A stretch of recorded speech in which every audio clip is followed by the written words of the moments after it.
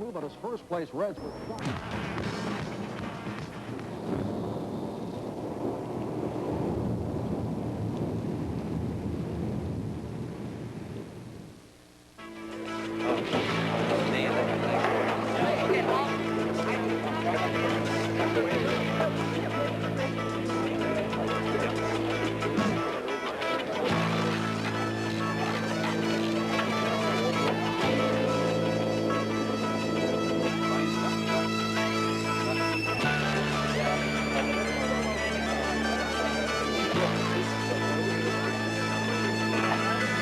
I can see myself. Check it out. We took all the way back. Okay. The very, very narrow and the long. We go on all these, Right on. So it starts like that word thing. For the third straight year, Pincher Creek and the Crow's Nest Pass area provided the backdrop for the Rocky Mountain Road Rally. In fact, it's the only so-called national rally west of Ontario. Of the 27 entrants this year, 11 were from the United States, including 8 from Team Northwest of Washington. Cars up here in Canada are really prepared well. I mean, the Canadians are really into it, you know, maybe a bit more than the Americans. I don't know. They just really serious about it. And, well, you see the American cars here are prepared well. And I see a good, you know, I've been doing it for 2 years now and spectating and being otherwise involved for a few years before that. And the cars are being a lot more prepared. And the competition in our region down in Washington is getting a lot tougher. Whereas, you know, a year ago, I'd be in the top 5, you know, and the cars would be like a few minutes apart on a rally. Now it's like, it's hard for me to get up in the top 10 a lot, especially some of these four-wheel drive cars, and the cars are just seconds apart all the way through. And it's getting more serious. 2 competitors made the trek from California, another from New York, and 1 from New Hampshire. But there were a lot of familiar faces to this area, like former Canadian rally champion Tim Bendel, who not only had the roads and terrain to challenge him ahead, but also a new car. An impressive-looking Pontiac Fiero, who some say has as much as $70,000 invested in it. In Bendel's words, his co-driver Art McKenzie simply had a little extra money around. It's been building this car for the last 4 years. We had planned on running it last year, but we just couldn't get it done in time, and even this year we're running a little short. So it's really a problem to get a car to work as well as it has to, especially a car like this, something that's never been run before. Pincher Creek's pride and joy, 24-year-old J.C. Montereau, was competing in his second Rocky, and this year hoped to keep his Datsun 510 on the road. In general, the list of competitors was the most impressive yet. Many people came out to see the men, women, and machines that would be put to the test over the next 12 hours. Now, most would call the drivers crazy, but to the drivers, speed is a fascination, and to use that speed on routes unveiled just before race time offers an extra challenge. And that's where the co-driver comes in. Well, the instructions are what they call tulip instructions, little stick maps, and every turn instruction are on miles to the 100th of a kilometer. And so we know precisely where the turns are coming up, where what you call vistas up here, we call drop-offs. Any hazardous areas, we're usually warned about that, so we take extra precautions going around a corner with a drop-off on the one side. And so we follow the course and let the driver know when certain items have to be done, right turn, left turn, watch out for the cows, anything like that, and that's all identified in the route book. All of the preparation time had run out. The anticipation was over for the drivers, co-drivers, and crews, and it was time to start Rocky Mountain Road Rally 89. Each car had a short transit to stage number 1, where the grueling one-day rally would begin. 5, 4, 3, 2, 1, go.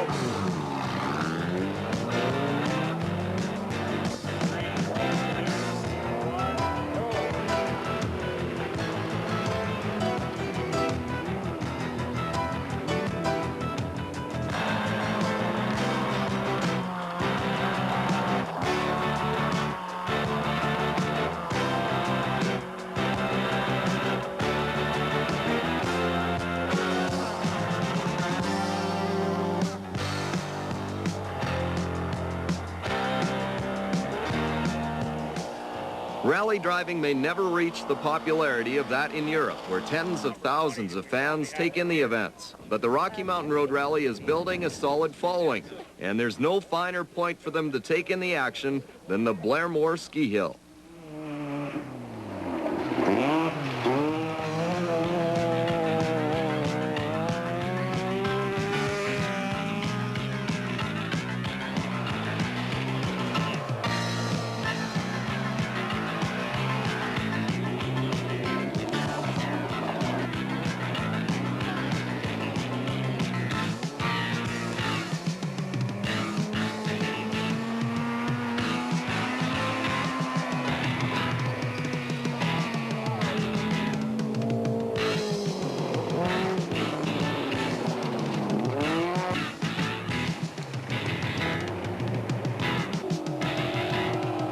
Not all of the competitors found this stage to their liking.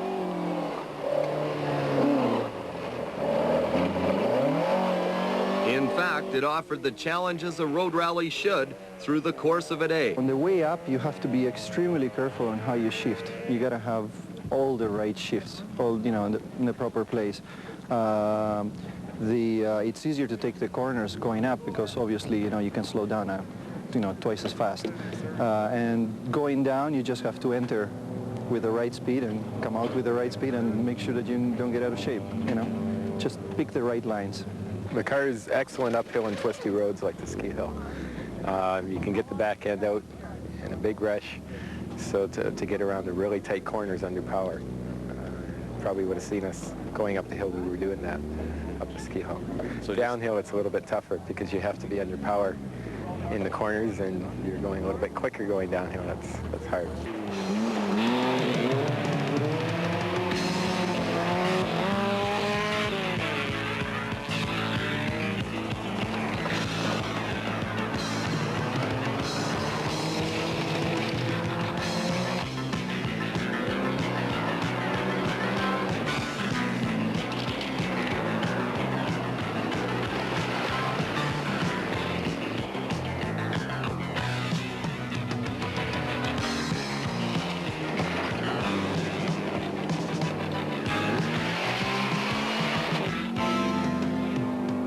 From the ski hill, the competitors weaved their way up to the Porcupine Hills, site of most of the day's rally.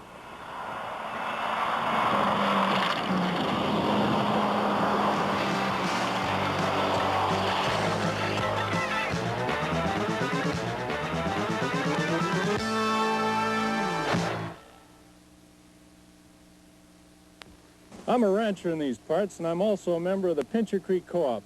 Let me show you why. Being a co-op member means that you're an owner and you have a say in how things are run. That means they probably have what you want at the price you want. The grocery department has a great selection, and the co-op prices can't be beat. If I need lumber, building supplies, or feed, it's all here at the Pincher Creek Co-op. And to think, I'm one of the owners. Foleyard Carpet Sales in Cowley has something new for spring. 1-year interest-free financing OAC. Choose from over 400 rolls of floor covering in stock. An excellent selection at terrific prices and free delivery within a 100-mile radius of Cowley. There's also a wide variety of wallpaper, a complete line of general paint, and new view or Verticam blinds. So come in for great quality and prices and 1-year interest-free financing OAC. But hurry, this offer ends April 29. Foleyard Carpet Sales in Cowley. Their prices will floor you. Well, in behind me is a service stop where many rally drivers think that the race is actually won or lost. Anything from a simple tire change to even major suspension work is done here.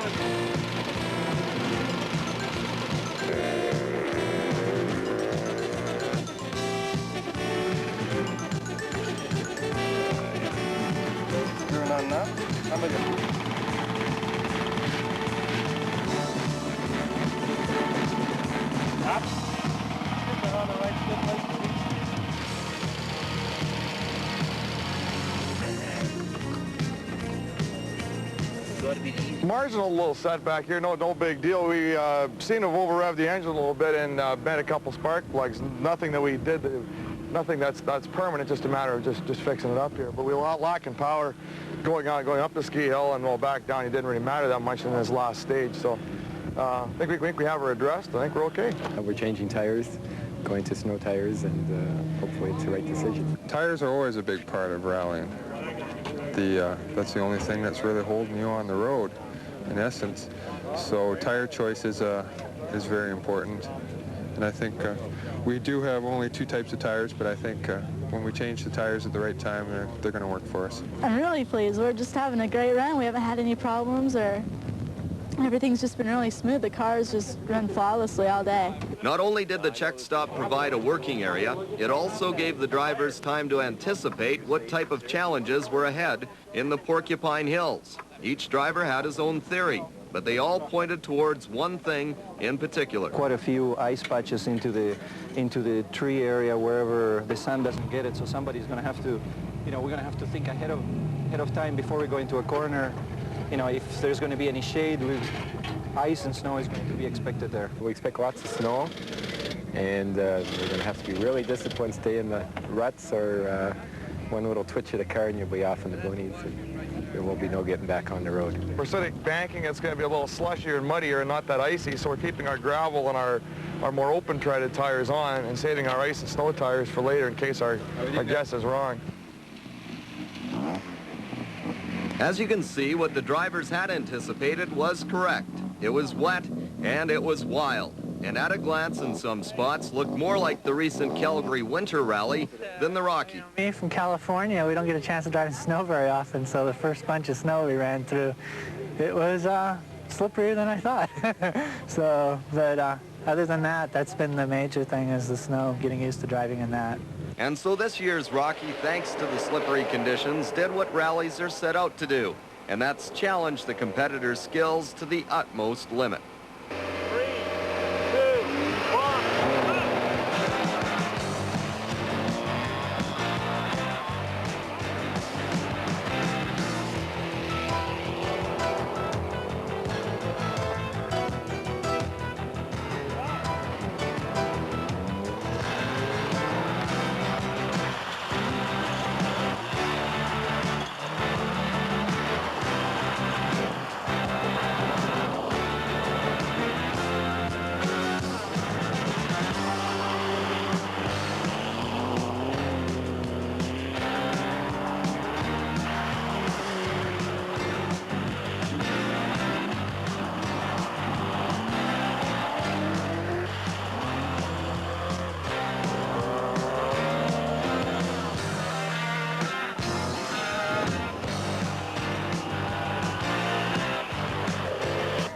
By the end of competitive stage number 6, the wet conditions had claimed their victims, including Lethbridge driver Darrell Alexander. So I launched off a big pile of ice, landed high-centered, perilously close to the edge of a cliff. It was about a 15-foot drop out of my door and about a road height out of the co-driver's door. So the irony is the car is relatively fine, a little bit banged up, but it's certainly drivable. But we pretty much out of the rally.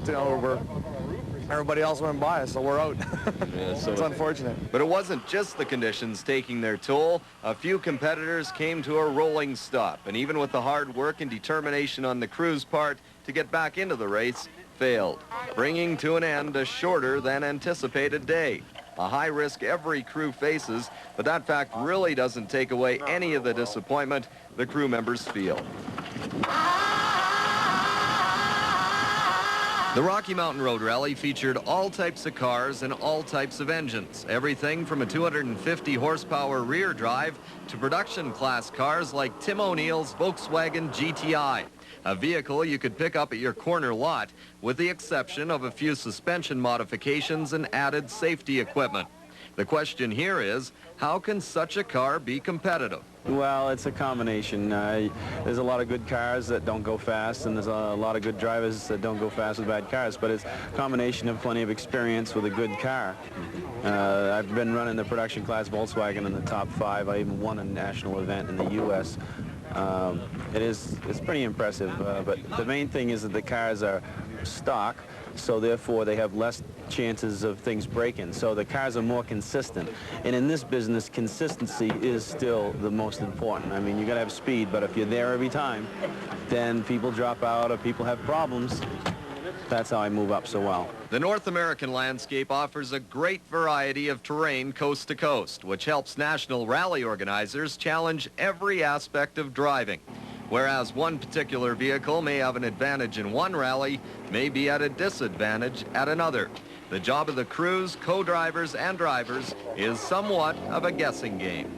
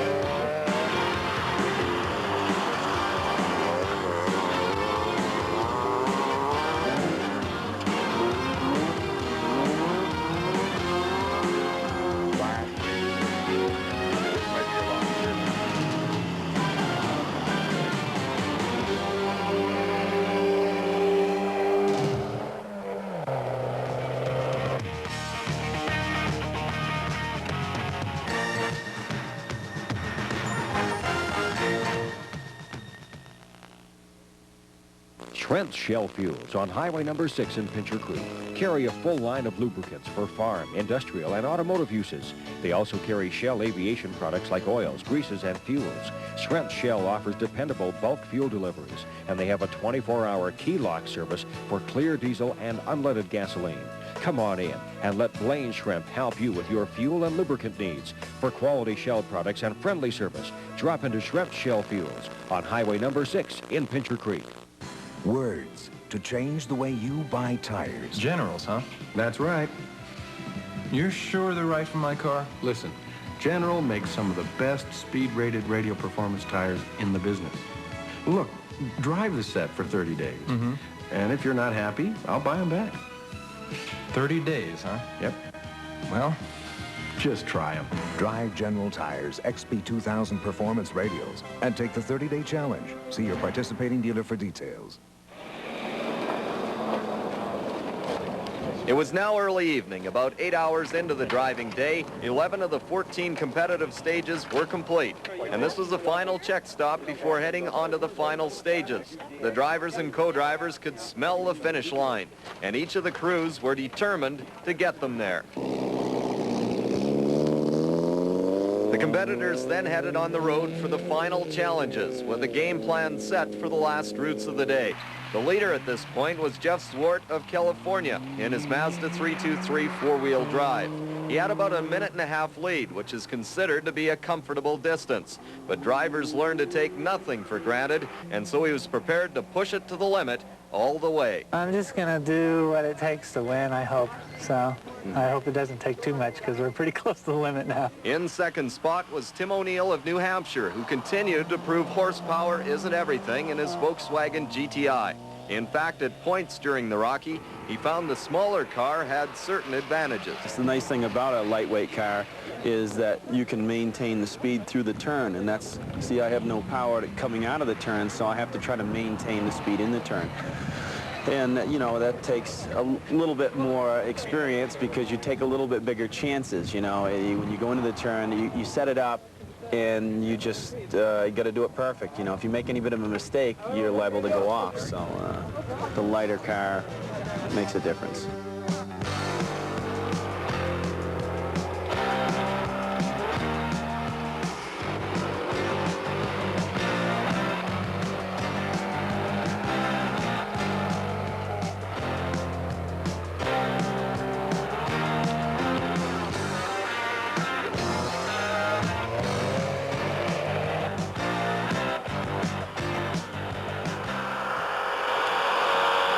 Several anxious crew members gathered at the Heritage Inn, the official finish a few hours later, hoping their drivers managed to keep it on the road. 18 of the 19 who began the final trek finished. Jeff Zwart kept his promise, and he did push it. All right. He and co-driver Kel Coatsworth not only held on to the lead, but managed to extend it over the rest of the field. And it's an interesting thing timing-wise. If I start to go slow, you make a lot more mistakes than when you're going fast, and you get really out of tempo, and that's something that I didn't want to take place. To make his first place finish more impressive, Zwart is a novice driver. In fact, this was only his third rally. And on top of that, he actually stopped at one point during a competitive stage. My teammate that I come up with from California, Shannon Smith, had gone off the road in a difficult section. And when I went by her and saw the frustration, I went by her and we stopped immediately. And I thought, well, I got a minute and a half lead at this point if I could, you know, help to try to get her out of the snow somehow. So we tried about 3 or 4 times to get her out, and I was in my mind trying to calculate a minute and a half, and as it turned out, we ended up spending 2 minutes there. So when we came in, we were out of the lead for 30 seconds, and that was the dicey part, because suddenly after all that work to build up the lead, we were out of it again, and we had to really race again, and put us in a situation where we had to go real fast, because I didn't want to go just to make up a little bit of time each stage. I wanted to get a lead again so we could kind of sit comfortable if at all possible. So, and we couldn't get her out, so it was too bad. She was out of the rally. Second overall and winner of the production class were Tim O'Neill and co-driver Martin Hedlund in their Volkswagen GTI. 2 minutes and 5 seconds off the pace. Toronto's Wojtek Grabowski and Edward Cardwell were third and tops in Group A in their Mazda 323 GTX. And the open class winners and fourth in the Rocky was the team of Mel Swan and Linda Wintonic in a Mazda RX-7. Local competitor J.C. Monteron, despite some early problems, finished the rally in 16th spot. Of course, finishing is the goal of all of the competitors. Another is to have a good time. The camaraderie between the drivers allows them to do just that. But a lot of the credit has to go to the many organizers who did such a terrific job. The Pincher Creek and Crow's Nest Pass area will host next year's Rocky once again, and everyone involved are happy about that, including the competitors. And mostly just because of the enthusiasm, and people really support rallying up here, and it's a lot of fun. There's just some great things the organizers did. The ski hill spectator stage with running the cars through the car wash first is just fantastic. It's great. It's really great. It's lived up to every expectation. And with that said, we look forward to the Rocky Mountain Road Rally 1990.